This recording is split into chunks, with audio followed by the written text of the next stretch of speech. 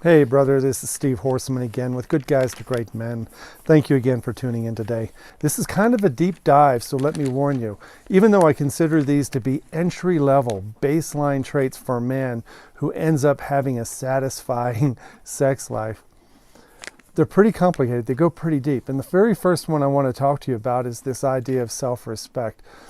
A man who doesn't have a sense of inner peace and security in who he is, and if he doesn't have a very mature sense of self, his self-respect comes across as righteous indignation, right? He feels like he's angry a lot. His self-respect has entitlement to it, as if people owe him something. But when you are mature, and when you feel secure in your body and you don't feel defensive and you don't feel like the world's out to get you, and you lose the whole victim mindset, this self-respect turns into a very calm, attractive self-esteem. The way you are around people, men and women, is a very magnetic, a very attractive thing, because what they see is that you dig yourself. Not in an arrogant way. You dig yourself in a way that you're so calm and relaxed in yourself, you're able to be with them. You're able to be present with them. And that is a key to a satisfying sex life, because if you're with a woman who sees your energy as insecure or defensive or not having a lot of self-respect, and you're trying to control or manipulate her, there is no possible way you'll build the intimacy needed to be able to have a sex life with that woman. Number two, I'm going to use the word confidence, even though it's a throwaway word, because everyone uses confidence as if everyone knows what it means. But having an unshakable confidence in who you are. Now, this is as opposed to what you know how to do, what you've learned in school, even if it was med school or pilot school. Confidence based in what you know or what you do is a false confidence. You may have seen another video I've done on this. A satisfying sex life with a woman requires that the type of confidence you have is a confidence based in an inner knowing in who you are, and that is the natural value you bring to the world. That's a sense of your masculine energy and the value you bring to a conversation, the value that you bring to a social setting, the value that you have when you're all alone in the car or the shower.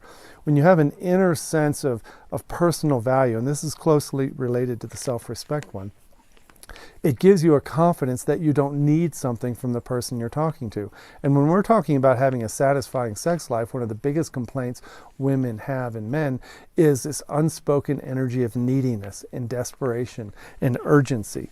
And because of that urgency, they feel like they're being manipulated or pressured or controlled into having sex. The men who get all the sex don't have that going on. They have a patience. They don't have a tick, tick, tick, tick going on in their body. It's more of a tick-tock. It's an inner confidence. Some people call it spiritual confidence.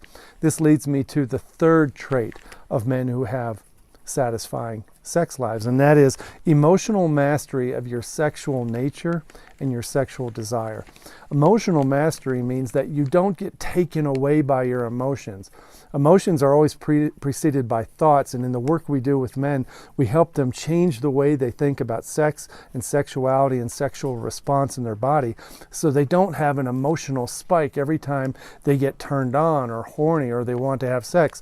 They don't have this increasing heart rate of desperateness or neediness, which leads to frustration and anger, because when an insecure and immature man doesn't have emotional mastery over his sexual nature or sexual desires, it comes across as a boyish urgency again. It feels angry, frustrated, resentful, pouty. Sometimes we get argumentative. Sometimes we try to go to the logical argument to explain why sex is important and why she should want sex with us.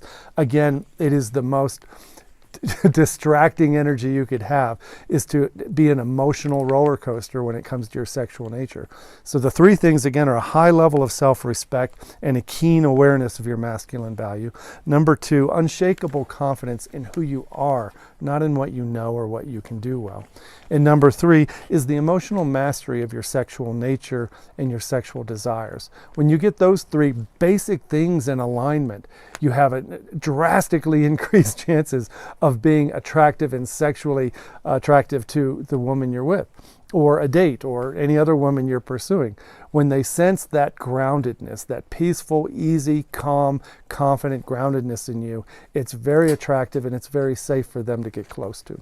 Now there's some advanced stuff too, but I always say the advanced stuff, I'm not going to talk about the advanced stuff in sexual polarity and building sexual tension until we get these baseline things down, because these are emotional anchor points. So where if we don't have that, any other thing we try, tools, tactics, pickup strategies, or anything like that, they fall on deaf ears because they know it's coming from a man who's not grounded in himself. I hope that makes sense today. Thanks for watching, and we'll see you next week. Bye-bye.